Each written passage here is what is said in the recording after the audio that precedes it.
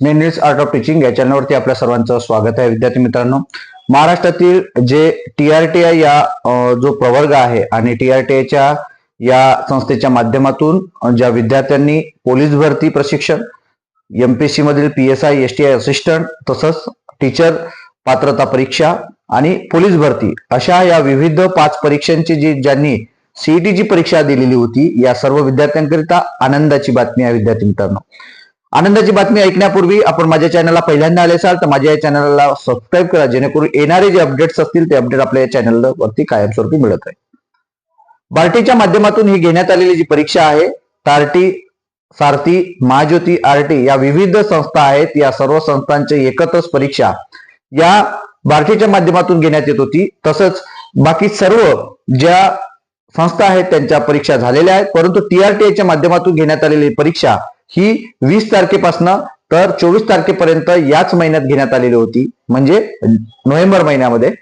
मग या नोव्हेंबर महिन्यामध्ये घेण्यात आलेली जी काही परीक्षा आहे, जे शिक्षक पात्रता परीक्षा असेल, पोलीस भरती असेल, तसंच PSI STI असिस्टंट असेल, पॅरामिलिटरी असेल, अशा 5ही परीक्षेची रिस्पॉन्स शीट परीक्षा घेतल्यानंतरची आज अवेलेबल करून देण्यात आलेली आहे. आणि यासाठीचं परिपत्रक आपल्या थंबनेलमध्ये जे दिसत आहे ते परिपत्रक आलेलं आहे.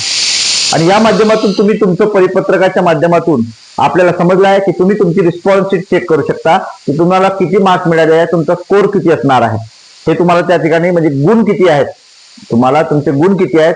जेव्हा पर्सेंटाईल नुसार जे गुण येतील ते वेगळे गुण येतील, परंतु तुम्हाला तुमचे चुकलेले किती बरोबर किती आहेत हे तुम्हाला चेक करता येणार आहे. त्यामध्ये जर तुमचं जर उत्तर बरोबर आहे आणि जर जाणीवपूर्वक चुकीचं उत्तर दिलेलं असेल किंवा एखादं तुमच्याकडे जर संदर्भ असेल तर त्यानुसार तुम्ही चॅलेंज करू शकता. ते हे चॅलेंज करण्यासाठी तुमच्याकडे 3 दिवस वेळ दिलेला आहे. विद्यार्थी मित्रांनो, म्हणून ज्या विद्यार्थ्यांना असं वाटत आहे काही हे आपलं बरोबर आहे, याचा संदर्भ वेगवेगळ्या पुस्तकांमध्ये दिला आहे, स्टेट बोर्डच्या पुस्तकात असेल तर ते तुम्ही चॅलेंज TRTIला करू शकता. त्यासाठीचा तुमच्याकडे वेळ आहे तो 3 दिवस वेळ आहे.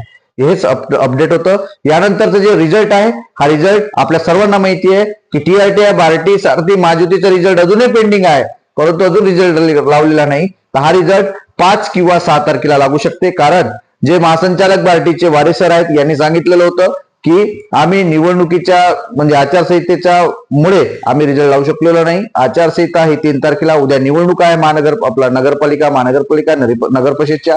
हा रिझल्ट 3 तारखेला डिक्लेअर होणार आहे, म्हणून आपण 4 किंवा 5 तारखेला याची आशा ठेवायची आहे.